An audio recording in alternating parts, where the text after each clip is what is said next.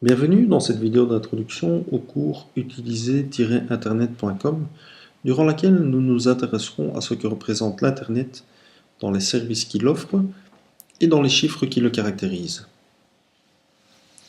L'objectif de ce chapitre est double: vous faire prendre conscience de ce qu'est réellement l'Internet et vous motiver à investir dans votre apprentissage d'un outil incontournable. Cette leçon introduira également une partie des contenus qui vous seront proposés durant cette formation.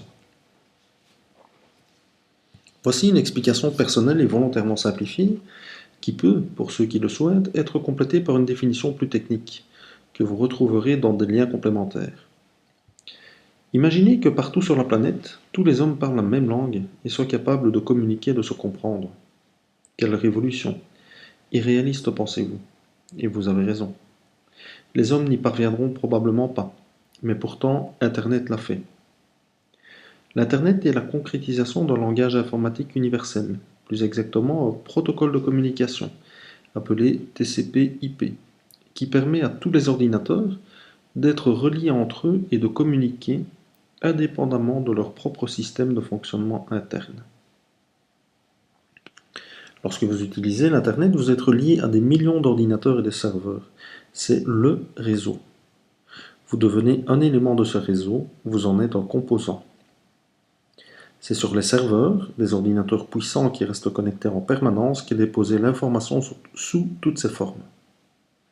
Il peut s'agir de textes, de photos, de vidéos, de fichiers audio, mais aussi toutes sortes de données interprétables par des ordinateurs, pour la téléphonie, les jeux en ligne, les programmes informatiques, les applications, les courriers électroniques, les fichiers et bases de données, etc.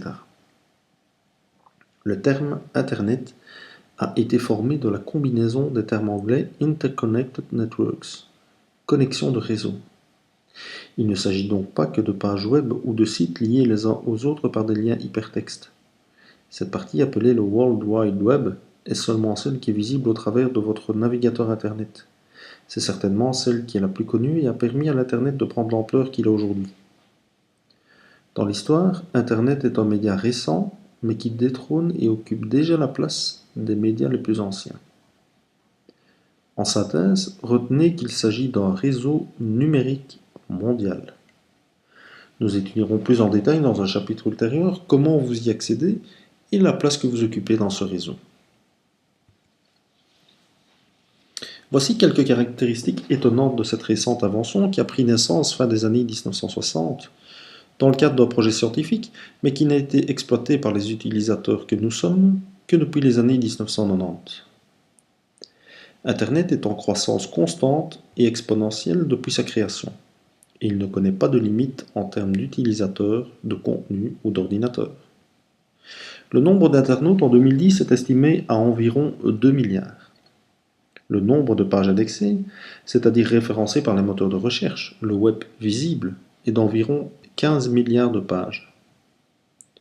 Cette quantité d'informations est inexploitable pour un humain, et c'est là qu'interviennent les moteurs de recherche dont le but est de présenter l'information la plus pertinente selon les besoins exprimés.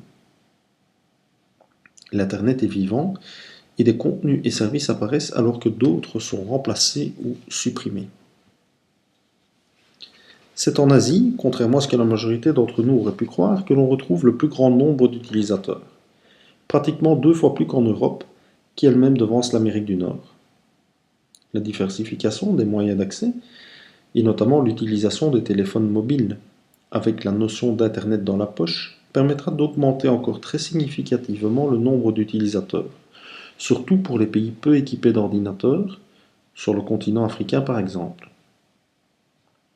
Certains sites occupent une place prépondérante sur le net, indépendamment des aspects géographiques. Imaginez le nombre d'utilisateurs de Facebook. Un demi-milliard. En termes de chiffres, c'est plus que l'ensemble des utilisateurs européens de l'Internet. Globalement, un internaute sur 4 se connecterait à ce réseau social. Et pour mettre en avant le dynamisme et la croissance, sachez qu'en 2010, environ 300 000 personnes s'inscrivent chaque jour sur Twitter.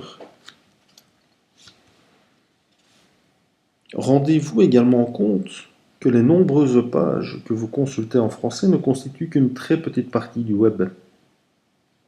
et que celui-ci est constitué majoritairement de contenu anglophone.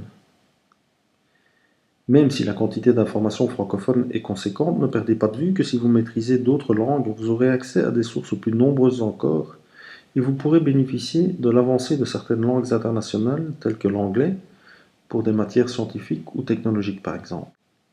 L'information semble aujourd'hui déjà surabondante, et pourtant la plus grande partie de l'Internet est invisible et inaccessible directement pour la plupart des internautes. Il s'agit d'informations structurées, accessibles dans des bases de données ou des fichiers spécifiques. On appelle cela le web invisible. L'activité des utilisateurs, autant que la disponibilité des contenus, repose sur une architecture technique elle aussi très surprenante. Internet est le grand réseau qui en agrège de nombreux autres, avec toute l'infrastructure, les utilisateurs et les données que chacun représente. Ils deviennent interconnectés. Cela compose une énorme toile, en croissance continue et où chaque fil représente un lien entre des ressources. Cette composition en toile permet d'accéder à une ressource par plusieurs chemins d'accès, ce qui est d'ailleurs exploité par le réseau pour contourner des zones qui auraient été détruites ou qui seraient embouteillées. L'Internet est composé d'un nombre incroyable d'ordinateurs et de serveurs. De nouveaux apparaissent chaque jour, sans arrêt et depuis plusieurs années.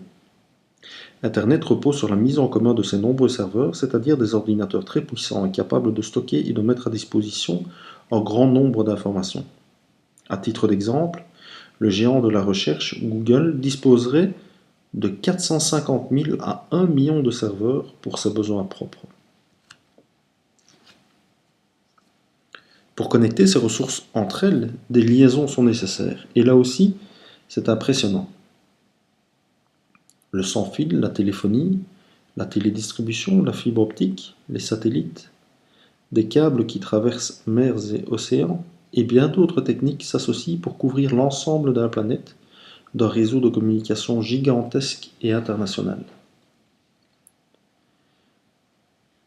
C'est sur ces informations générales et statistiques que je vous propose de clore la première partie de cette vidéo. Nous aborderons dans la seconde les services proposés et la place qu'occupe Internet dans notre société. Merci de votre attention et n'oubliez pas d'évaluer cette formation sous cette vidéo. La formation continue sur utiliser-internet.com. Merci.